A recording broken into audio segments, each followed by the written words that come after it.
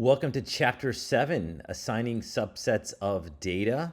So we've selected subsets of data, but we've not assigned these subsets new values. That's what we're going to do in this chapter.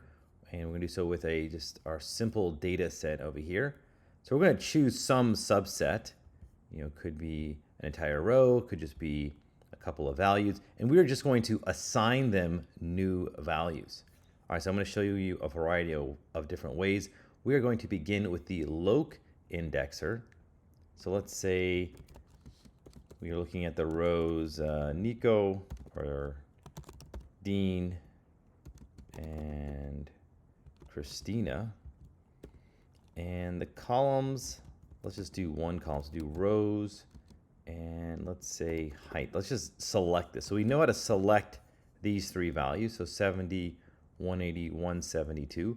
Now we can reassign them. So with an assignment statement, we give them a new value. So say 80, 185, 180 like this. We just overwrite them. We have to give them a list or a NumPy array of the same exact length. So here's 3, and that will work. And we look at df, we've now reassigned it. So this is how you overwrite these new values. Okay, so that is a single column. We can also do so for rows in the same manner. So here again is our data frame. Let's say the rows,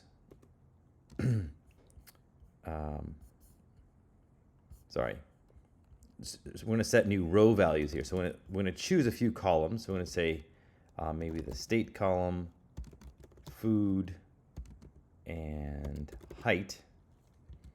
And we will do another loc selection. And this time we'll select just a single person. So maybe Aaron of these columns. So Aaron's state, food, and height like this. And again, we can just assign it to a list. Just going to say maybe Texas, strawberry, and 140 for height. And when we look at the values again, they will have been reassigned. So Texas, strawberry, 140.